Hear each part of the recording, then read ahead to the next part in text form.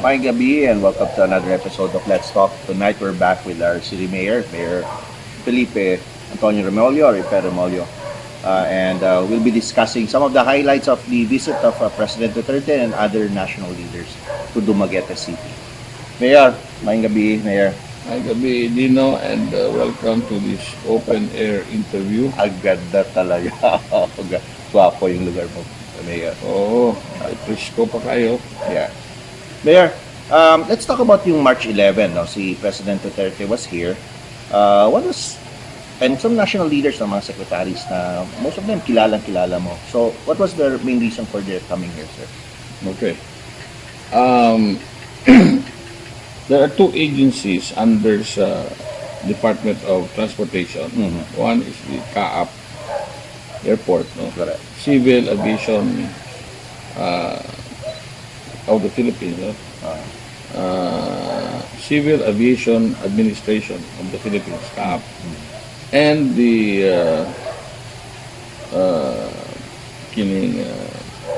port Philippine Ports Authority. Yeah.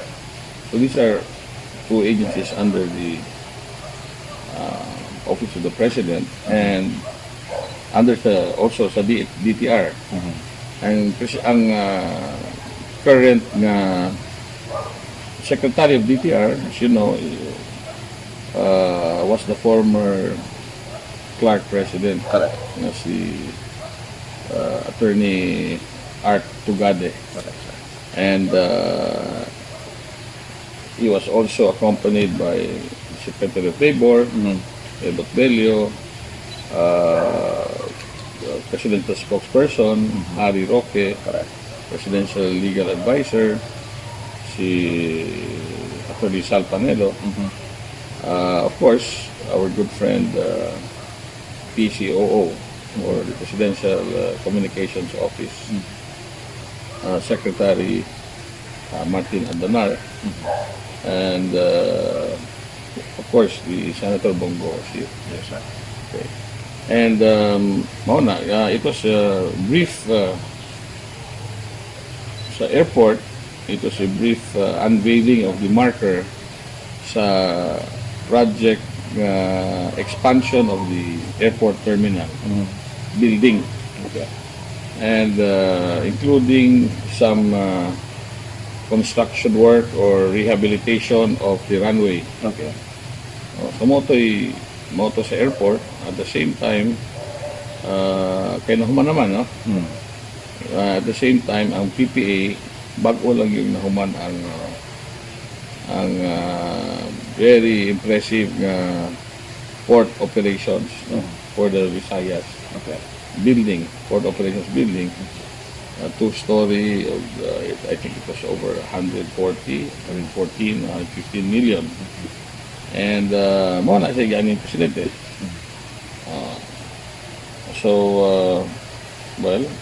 Limited lang po itong mga bisita. Correct. Kaya because of the pandemic, simple ceremonies.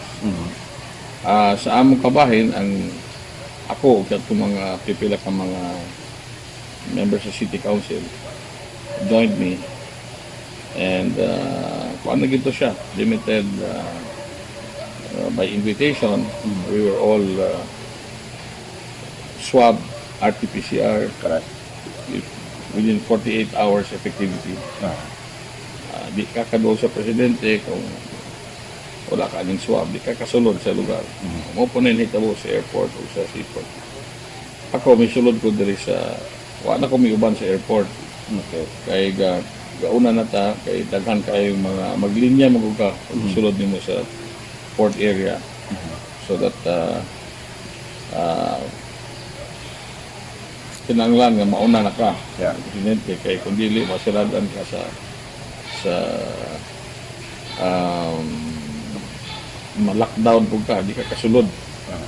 In fact, itong mga last minute ng mga government officials na wala sa listahan. Correct.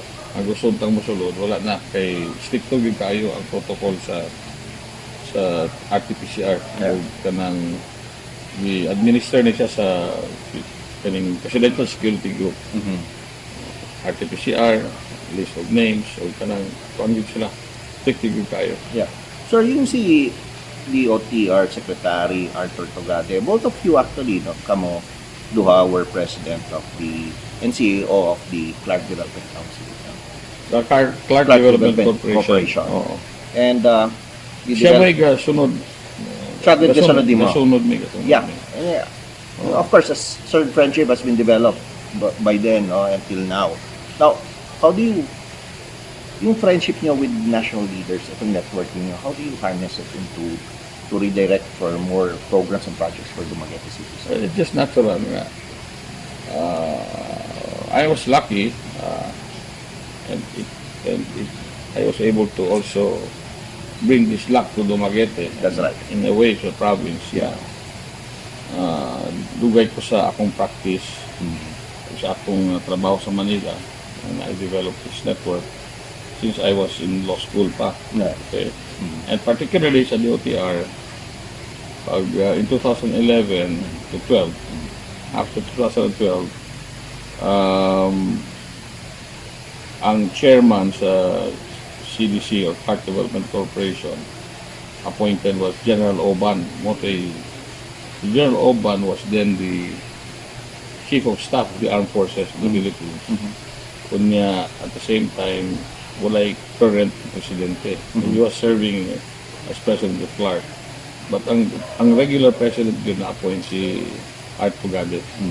And we had a common friend, akong uncle, and before he assumed office, I had to brief him on the mga nitty-gritty and what to expect sa CDC. Okay. And he proved to be a very effective and passionate president.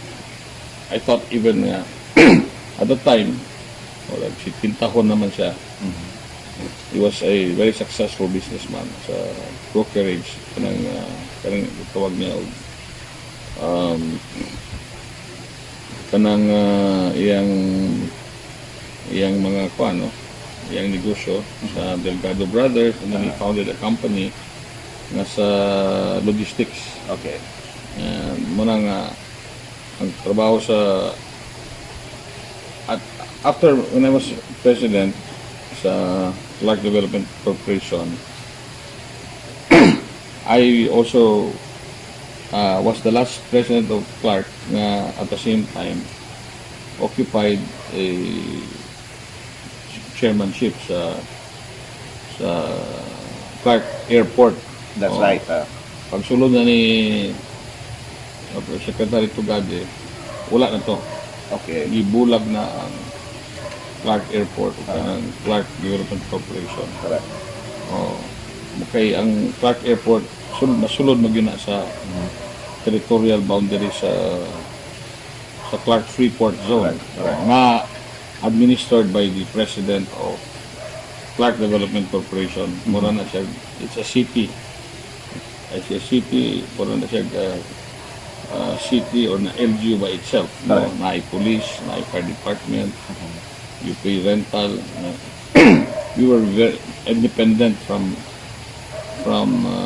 it's a government-owned or controlled corporation. Correct. Wa namin kasalig og funding from the national. We even contributed money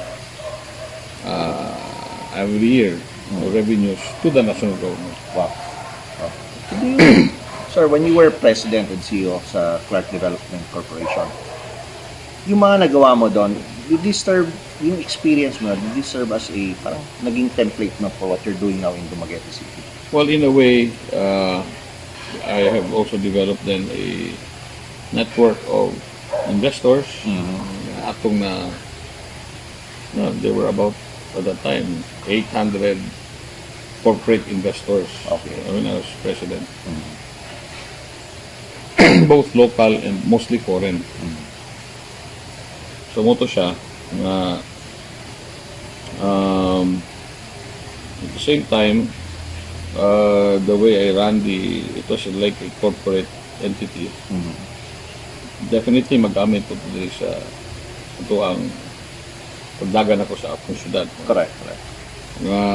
In a way, kanang mga operations sa akong kuando na akong direction karon nga there are revenue generating pursuits or agencies or aspeto sa atong gobyerno, no? Dili lang governmental function but kanabitag economic enterprise. That's right. Ako naro siyang gi-monitor, gipakusgan nga dili na ta magsalig og ira. No? If possible nga kung mukita dili lang maalkansi ang gobyerno, Correct. daghang kita vast atong resources, daghang tag properties nga natulog lang nga magamit nato in partnership with private or by our own or on our own. Mahimo na ito na siyang revenue generating. Like karon, Yeah. tanang atong shiftage na to. Correct. Sa una, joint 50-50 man na siya. Partnership between the Dumaguete Water District and the City of Government of Dumaguete. And sometime 2 years ago, atong nanang na solo. Ihatag totally nato ang ownership and management of stage. That's one thing. Okay. Karon atong gihunauna nga there are mga prime property plots Okay. nga ma-convert nato into parking areas nga atong mapabangan. And kining plano nato nga mo magamaog satellite market sa Bompandan. Correct. That's also a revenue generating project. Sa parking, sa negosyo unya. Okay. And many other things that akong ginaunaan that will really add to the revenues of the city. By the way, I forgot to mention kanang because of the partnership karon sa water district o kanang Metro Pacific Water, Okay. which will be taking an 80% ownership of the management company ang manage atong tubig karon. Okay. Pero ang mga facilities pinag-iya sa water district paghapon. Okay. Kana siya because of the private nature of the joint venture ownership. Na-share for the first time ng city whatever revenue na makuha sa joint management karon o management company. It's about 1 peso per cubic meter of water Okay. extracted or billable water. We expect about 800,000 a month or about 9 million a year. Wow. For starters, no? Okay. Pagkadaghan ang konsumidor, mas mudako ng kwarta nato. Timing po ni kayo kay tungod sa pandemic, ang atong revenue base mimaba kay mga kuan man sa business taxes. Okay. Down man atong mga negosyo karong 2020. We expect slow down sa atong bumaba yun ang atong production sa 2021. Okay. But because there are other unexpected revenue source also, mo balance ni uneven mo hopefully mo exceed ga punta sa atong target revenue target for 2021. Okay. That's good to hear, sir.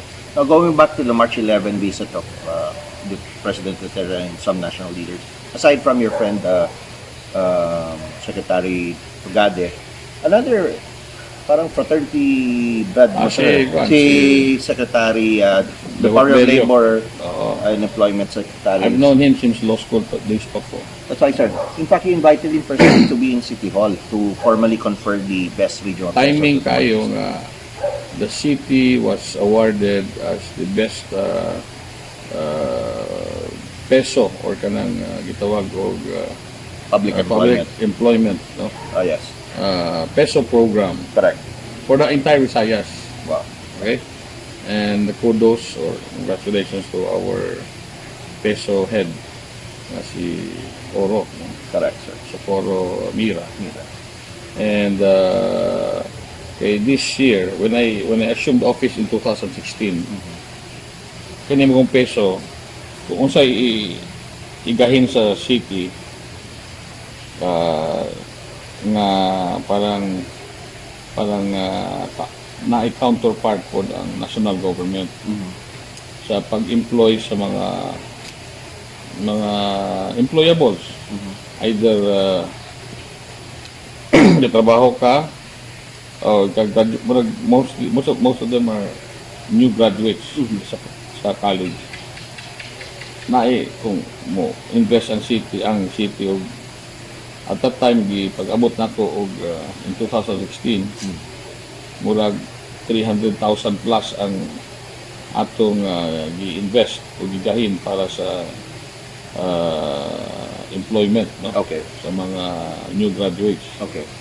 Gikuan po na siya. May tugbang po ang national government ng 300. Okay. Ang last yun na to, atong 2000, if we were awarded 2021, ang 2019 na to, niabot na tag 2 million ang atong invest. So, napoy additional 2 million ang national. Okay. Counterpart. So, I think we were the pinakadako ta sa region na to. Wow. Mo na usap po na sa basihanan sa award. Okay, so timing po nga si actually when I called up Secretary Bello, he was hesitant of coming to Dumaguete until nga kay originally appeal sa team ni Presidente Moban. Okay. Ayun na kung hindi na siya gibuhat. When he knew na at least 2 days before nga awardee in Dumaguete, ako na sa ilan, it would be an honor kung ikaw mismo ang mo Correct. atag sa award. That's right. So he came. Yes. And swerte po to kay sa mga naman po kanang gitawag Bayanihan Act. Na po po'y dagkan day kayong kwarta nga gi-administer o gipaagi sa Department of Labor sa mga pantrabaho. Correct. Okay? Correct. Na sila gitawag og TUPAD program nga trabaho kag 10 days hanggang kag minimum wage. About. Dili on na to sa mga taga-barangay. Unya ubay-ubay itong nahatag nato sa pagsugod pa lang siya nga sa Davao gani yung nahatag 5 million. Kita gitagantag 10 million. Okay. Unya pagsulod po ni Congressman Ticketing, ni promise po siya sa district og 10 and 10 po sa province. Wow. Para equal. Okay. Pero pag-abot niya sa awarding, iabot og 25 million. Mo na to. Ako din yung i-follow up sa kaugma. Mo na to. Yeah. Abot na ko yung sigurado ko tumano na niya kung hindi maningil dito niya. Yeah. Yung prior sa arrival ni President Duterte, si Senator Bong Go, who has been also a very good friend of yours na karon sir, led the distribution of financial assistance to 1,000. Kaya ka na si Senator Bong Go, yeah, automatic na na ay sunog. Sa Dumaguete, yeah, siya una mahibalo, mauna pa kalit sa isa na ako. Manawag din yung opisina, oy Mayor, correct. kung sa pilay na sunog, pilay kabuk affected families, Yes. kung sa extent sa damage, and mo, padala din siya. Dili lang mo padala tabang. Personally, mo paano siya. Manigid siya. That's right. Five times lang yan siya. That's right, sir. I think the last time was katong nasunugan ta sa City High. Correct. Pila ka bungalow nga school houses, school rooms nga nasunog. Na daan na gud hinuon to. Correct. Well, makayon po kang magpasalamat nga nasunog. Igubaon naman to. Yes. Ilis na hinuon tag mga historic cluster buildings. Yes. There are 3 buildings with 12 classrooms each building. So, 3 times 12, 36 rooms, classrooms. Nga, I think 90% humana. Okay. Ay naguruhan na lang na. Hindi ka na sa dito scores to the funding sa the Department of Education. Of course, Secretary Briones was also responsible. Kaya nibisita man tayong kaniya din. Muna si balikan na to Senator Bong Go. Kumita akong giingnan siya nga. Tingali ang dili lang sa Dumaguete nga sunog. Kita kalima mga 3 or 4 times ka na sunugan. Ano siya dire. Unya akong gikumidyahan siya nga publicly nga tingali nga mahilig siya nga o mutabag din siya pag may sunog. Close to his heart ang sunugan. Kay kanang konti lang siya, murag childhood dream niya mahimong bumbero. Oo. Pati katawa niya. Later I found out that mura mo ito siya, minakoy, confirm ba niya, but gina ko sa usa sa staff niya nga murag ni-apply ka na siya pagka-bumbero kanina ito. Okay. He was still younger. So mahilig ko siya sa kuwan. Close to his heart ang bumbero o kanang nasunugan. Another National Secretary, Department Secretary na naging close ka na karon, sir, who has been always a frequent visitor of your residency, PCOO Secretary Martin Andanar.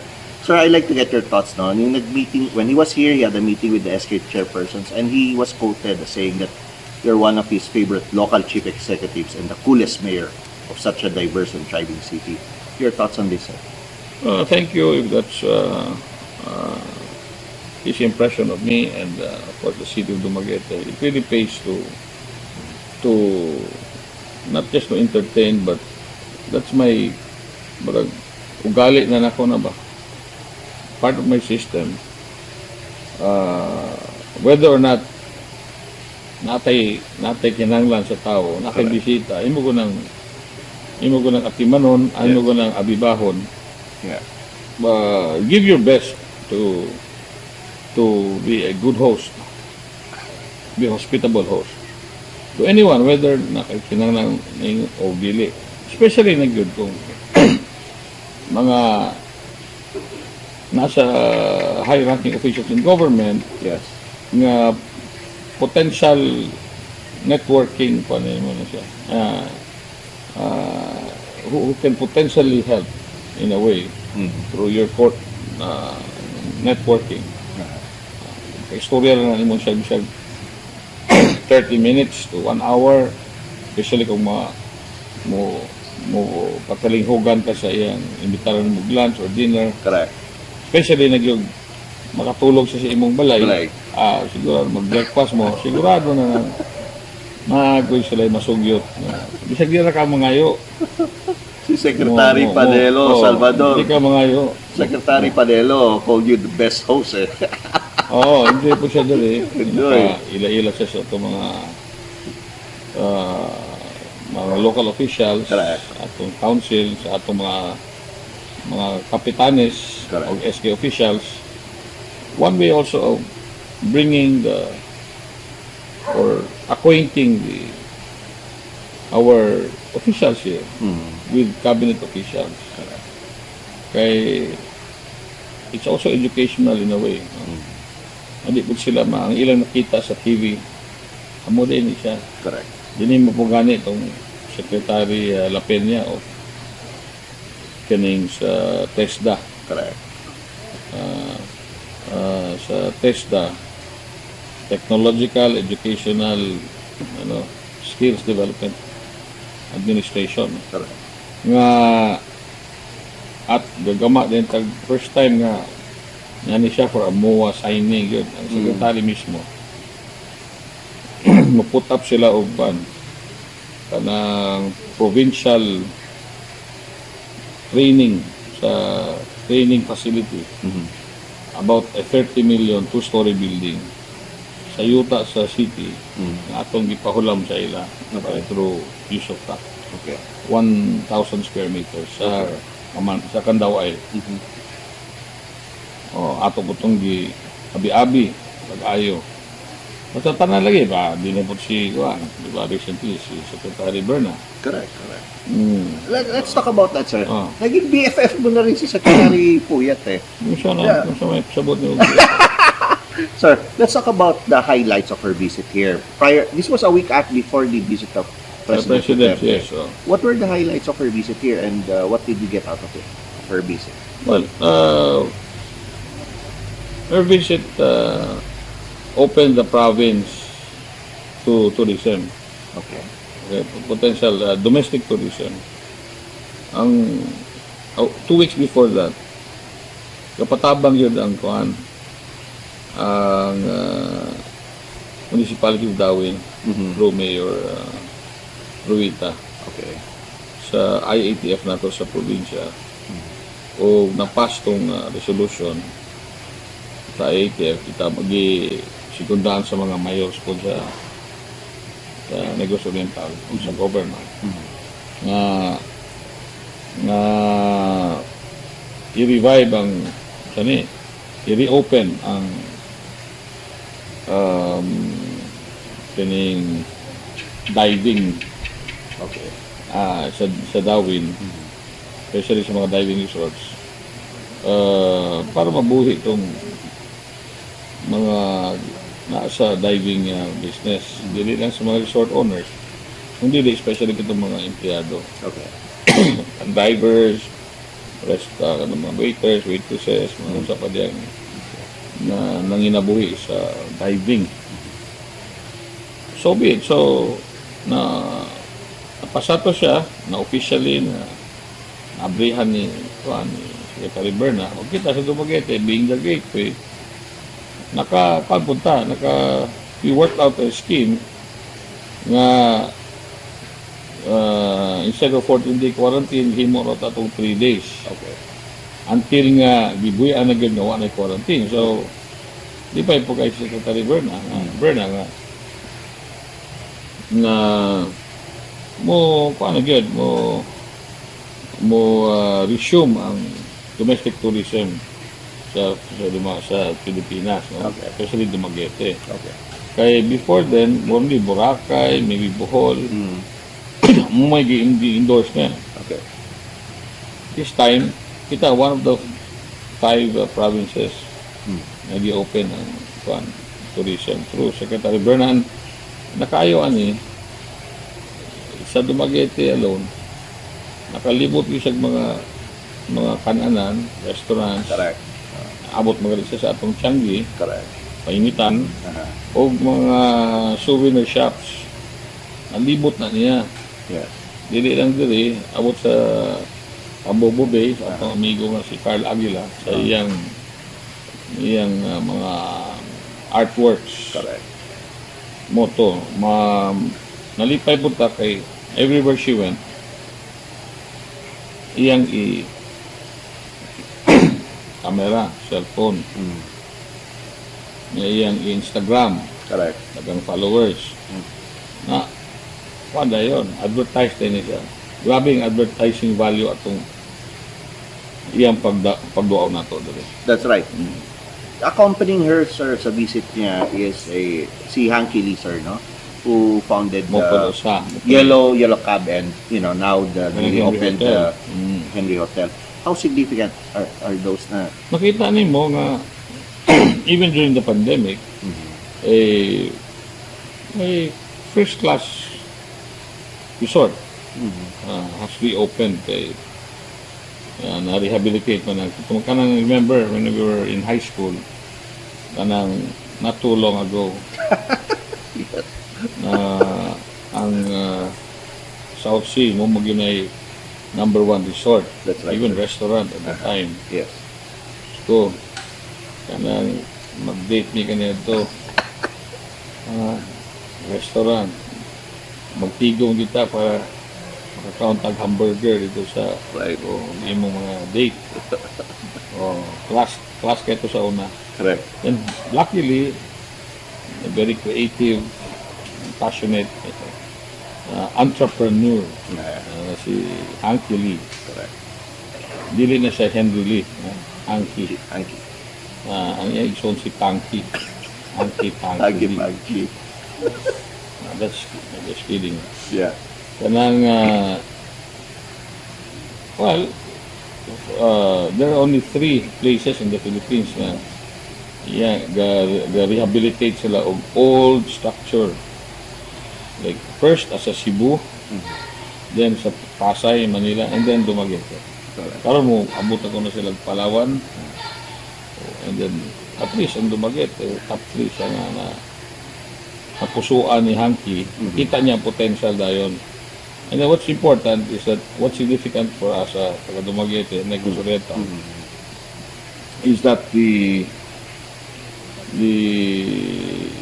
opening of a resort came during these hard times. Correct. Pandemic. Yeah. Murag dili kayo, dili kayo, murag buang man kayo tuhanan mo, probably restaurants and hotels are closing. Correct. Siya mo, ablig siya. So maybe he saw the potential. Nawa na ito nakita. Nakita na akong potential because in a way, because nabaniog mang Dumaguete nga list pinaka-low ang COVID. Mo to na for a time, yes. Zero COVID man ta. Yes. So, usap po na siya naka-attract nila. Nakakong mga amigo. Tungod lang tingali sa nga akong nanawag na ko, mga amigo nga nanawag na abre na ba mo? Na dito lang sila na-discourage sa 14-day quarantine. Yes. So pagkaduog nilang hiwa na tag 7, basta lang na night test. Yeah.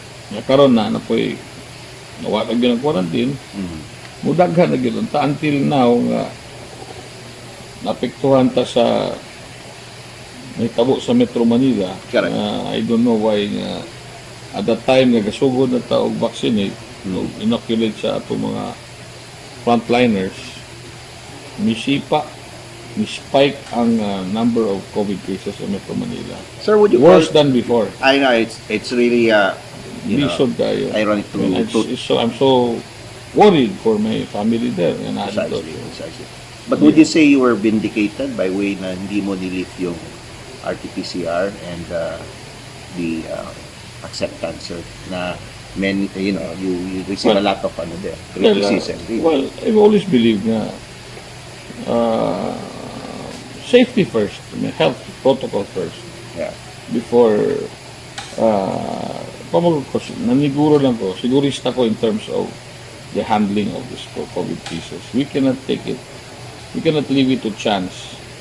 And to the fact na nanay vaccine, Correct. mo lax na gamay. With more reason nga ato yun yung mga last 100 ko na guta, last 2 minutes, unta. Nya kay misipa man ang Manila. Manila, I don't know, I cannot blame anyone there, but I don't know why it happened. Maybe just laxity lang nga murag kung nanay vaccine, ilan nang wala na nag-require ang RT-PCR sa travels. Correct. Nanuhid pa ning uban. Correct. Gi-lift po dayon sa National IATF ang gitahasan ang local governments. Gitagag discretion kung whether to impose it or not. Okay. Kita, being the so-called gateway and tawag og catch basin sa tanang mga sa Negros Oriental. Triple, quadruple ang atong burden. Correct. Okay? So, tanan mo agi gyud diri. Tanang mga hospital mo ana gyud Dumaguete.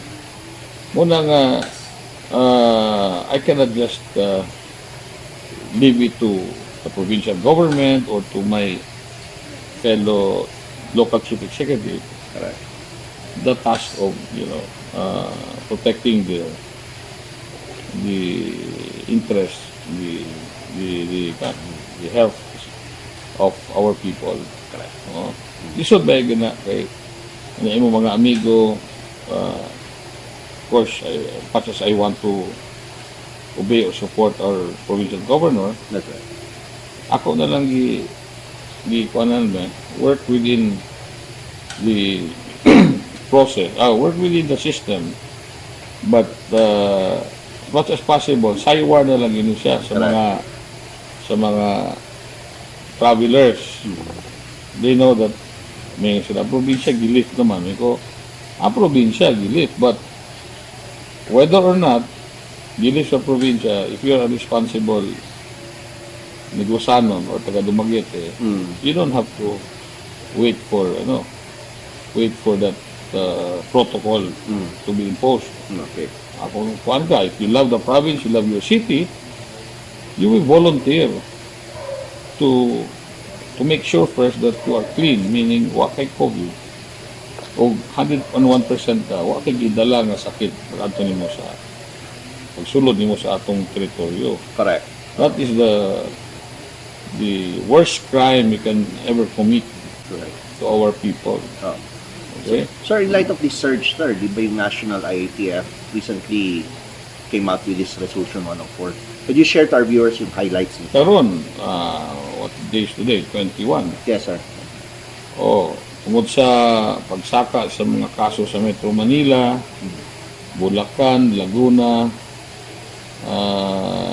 sa pang lugar, NCR, Bulacan, Laguna, Cavite. Okay. Starting tomorrow, 22, ginadili o ginadidan ang mga taga Metro Manila, Bulacan, Cavite, Laguna, pag travel outside of these places and from people going into these places. Correct. Unsa may implication na implication na nga sila mismo nagpanghadlok nga mo spread ang correct, ang virus. Okay. So kita mismo po nga wala pa nakaabot na nato diri. I think it should also be a wake-up call for everyone. So lahat ng mga local chief executives, be it province or city or municipality, to take hint.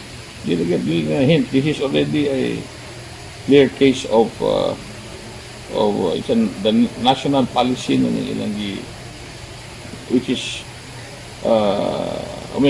it's not just a national policy, but take hint of the fact that ang Metro Manila, ang Luzon, naglisod na yun. Na alarma sa sudden rise in down naman ito na imong at a manageable level. Correct. May spike na po siya. Correct. It could be because may lax punta sa national. Ang dawat kitag mga returning Filipinos, OFWs, itong mga foreigners. Yes. Inaano po'y bagong strain sa virus, COVID-19.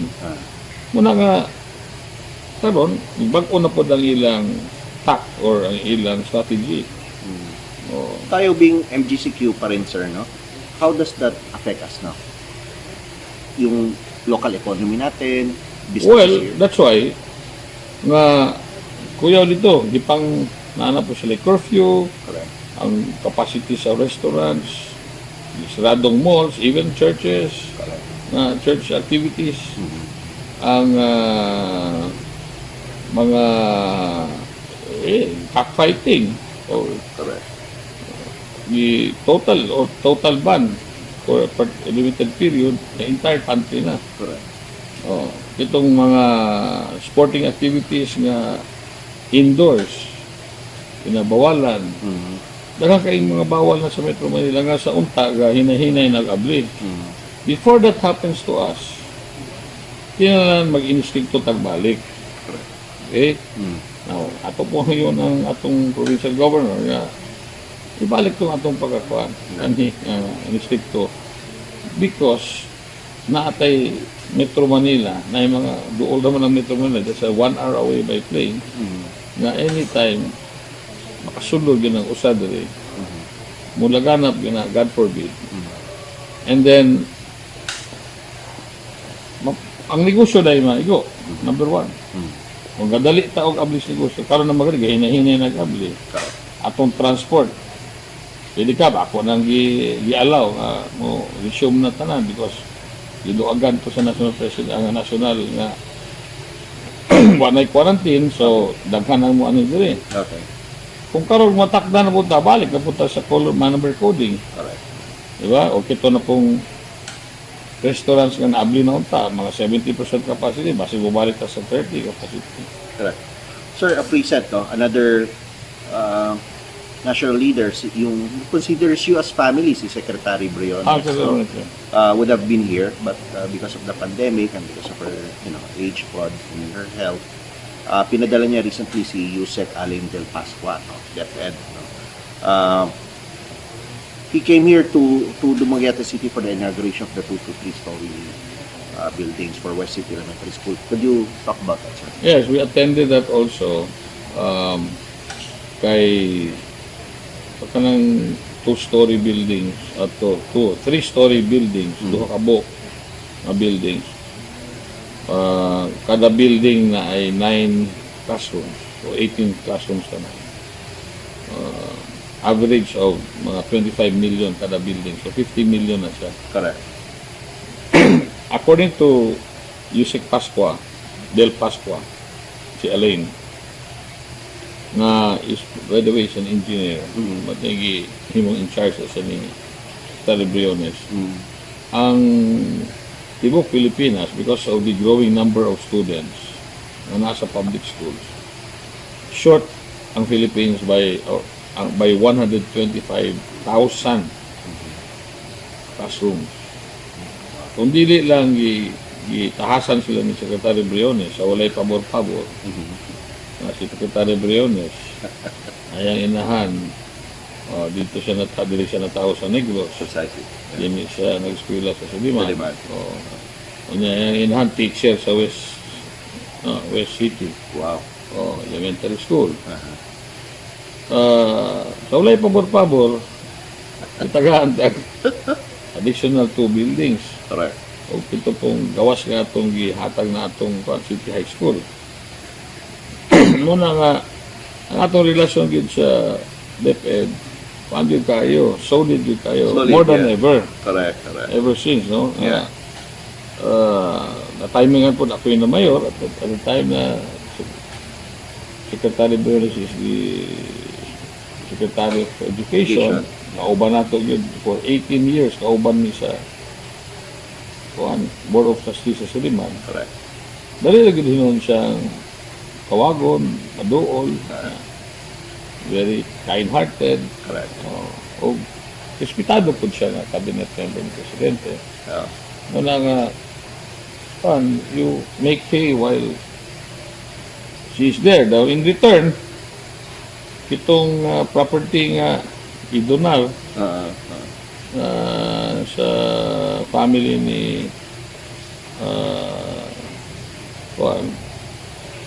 mga Pal family, no? Si itong former na head dito siya sa schools division sa Dumaguete, si Agaton Pag. Correct, sir. Before he died, his wish was to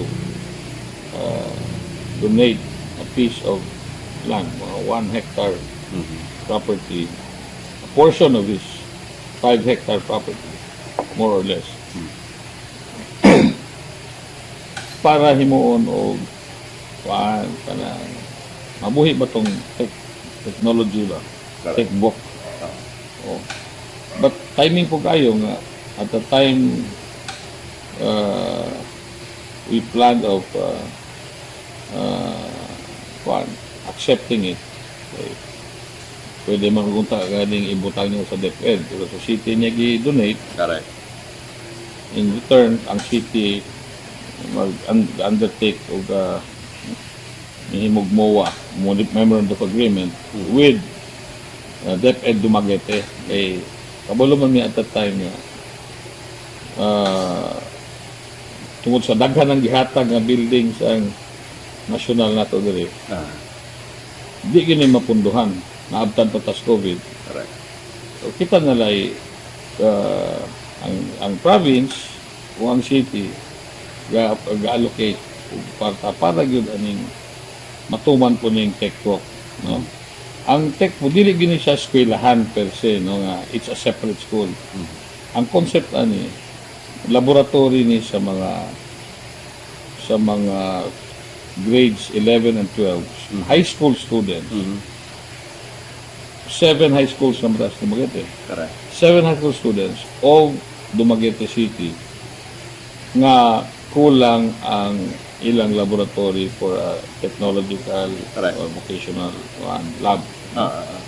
Usara man tigaling na to, ang science high school naman tigaling na laboratory, na computers, na muna nga gi-share ni sa 7 schools.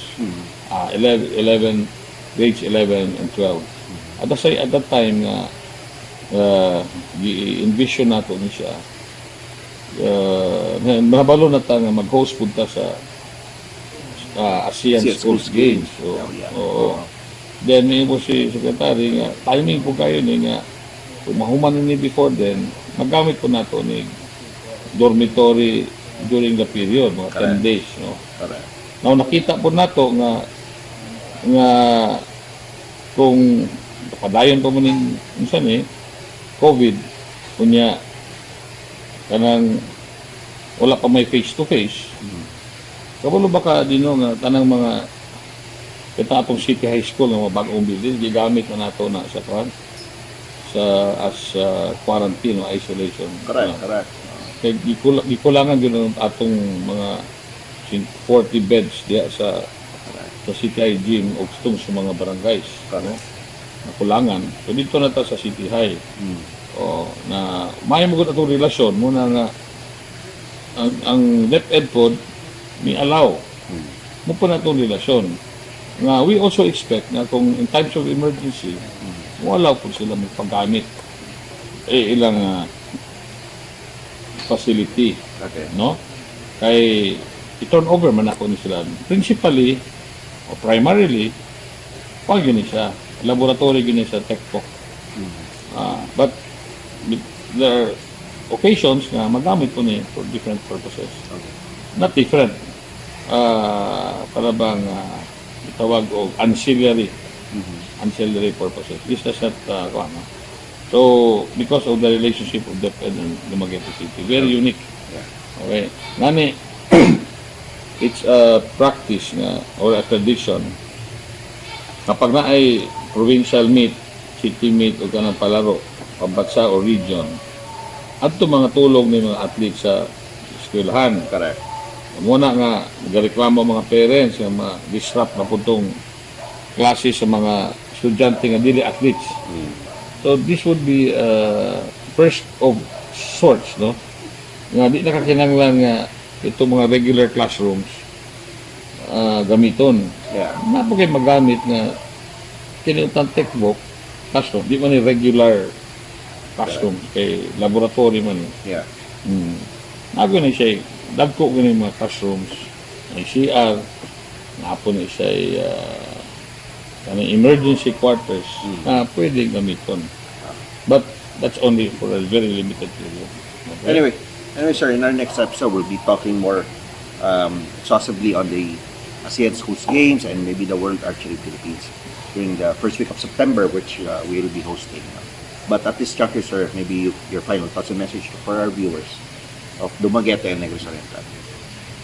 Well, we were happy that the President was able to take his time, no, with his cabinet members to visit our city and our province.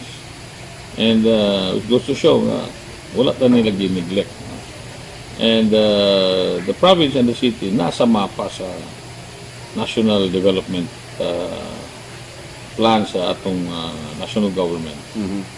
And sa visit sa Presidente, ubay-ubay po na atong nadala diri sa city o sa province ang natabangan. Labi na itong pondo nga gigahin through Senator Bong Go sa DSWD, sa Department of Agriculture and DTI. Itong panghatag yun sa Bayanihan Act itong sa mga displaced or affected sidewalk vendors, affected market vendors, mga PWDs, ito nasunugan. Okay. And with the promised 25 million from Department of Labor through Secretary Bello, pakadugang po niya sa mga apektuhan ito nawad ang trabaho, not necessarily nawadaan, but nagkuhan na lang, na temporarily nakakuan siya 1 week na wala pasudla, so nakabalik na, o itong na skeletal force, dili ko siya masunduan sa regular sweldo, muna sila yung makakuha. Muna siya. And salamat nila. And so, but it's really actually also hard work, and it's a nightmare to really host the president kay daghang kag-atiman nun. PSG, Correct. 100 kabuk pakapin, security protocols, Correct. health protocols. Matayog yun ka. It will really take much effort and time for our heads of offices, gikan sa DSWD, tourism, health, atong police, the whole bureaucracy na lihok yun. Yeah. Para mo abi-abi sa presidente o iyang mga cabinet members o Senator Bong Go.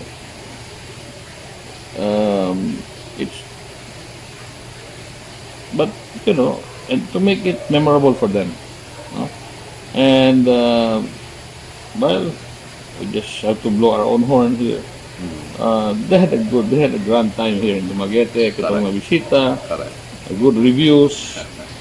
No untoward thing that happened except for that positive COVID scare. Correct. Nga dili day sa Dumaguete nakuha. Correct. So na-explain na siya. Mahadlok mga day na itong mga tao, no? COVID yun. Okay. Tungkol sa protocol. Correct. Nato nga itong si Secretary Harry Roque, I was confident from pag-announce niya na nasa COVID, I was confident na he did not get it from Dumaguete. And he was not a carrier. Correct. Because of our strict protocols. So, true enough, nakuha niya ito dito sa out after Dumaguete. After speak to Dumaguete. Okay? So, thanks again, Dok Dinno, for this opportunity, and we'll talk more. Of course. In future, in the days to come. Mayor Pe, daghang salamat sa so. So, That's our episode for tonight. Please do like us at our Instagram, Facebook, and Twitter. And please do subscribe to our YouTube channel. So that's our show for tonight. I am Dok Dinno. Be well.